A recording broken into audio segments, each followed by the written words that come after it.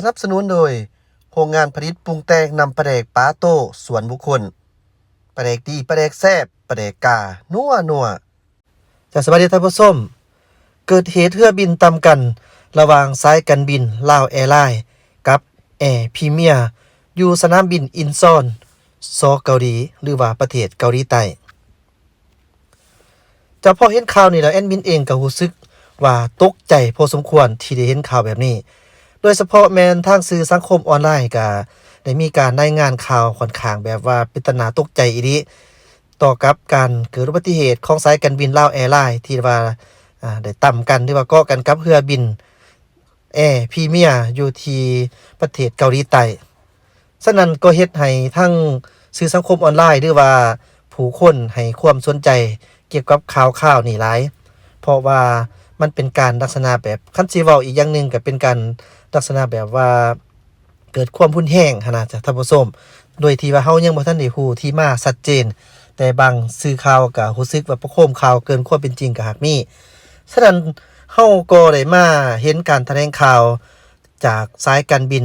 ลาวแอร์ไลน์เพิ่นเองก็ได้แถลงข่าวเพื่อให้ทุกคนได้เข้าใจอย่างถูกต้องซึ่งว่ามีข้อความเนื้อในของการแถลงข่าวดังนี้ในวันที่19ธันวาคม2022ตามที่สื่อสังคมออนไลน์ได้รายงานว่าได้เกิดเหตุเรือบินต่ำกันระหว่างสายการบินลาวแอร์ไลน์กับแอร์พรีเมียร์อยู่สนามบินอินซอนเกาหลีต่อกับการรายงานข่าวดังกล่าวทางรัฐวิสาหกิจการบินลาวขอถือเป็นเกียรติแจ้งให้บรรดาทานทราบว่าความจริงของเหตุการณ์ดังกล่าวแม่นเรือบินของการบินลาวเที่ยวบิน QV 924ซึ่งจะเดินทางจากสนามบินสากลอินซอนมายังสนามบินสากลวัดไต่นครหลวงวิงจันทน์ได้ถือก่อเอาหางเสือจากเครื่องบินลำอื่นแอร์พรีเมียร์ในขณะที่พนักงานภาคพื้นดินของสนามบินอินซอนกำลังลากแก่พูนสเปกของเรือบินแอร์พรีเมียร์อยู่เส้นทางเคลื่อนย้ายซึ่งในระหว่างนั้นเรือบินของการบินลาวกำลังลอดท่าขับเคลื่อนไปหาทางแลนขึ้น 34R หรือว่ารันเวย์ 34R ตามการบัญชาของหอบังคับการบินซึ่งเหตุการณ์นี้บ่ได้มีการบาดเจ็บของผู้โดยสารหรือพนักงานแต่อย่างใดนอกจากความเสียหายของเรือบินซึ่งต่อกับเหตุการณ์ดังกล่าว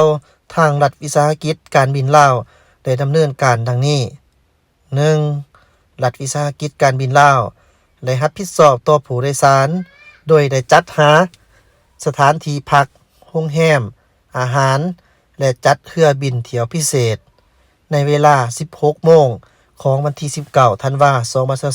2022เพื่อบินไปรับเอาผู้โดยสารมาที่นครหลวงวิงจันทน์ 2. รัฐวิสาหกิจการบินลาวได้แต่งตั้งคณะเฉพาะกิจขึ้น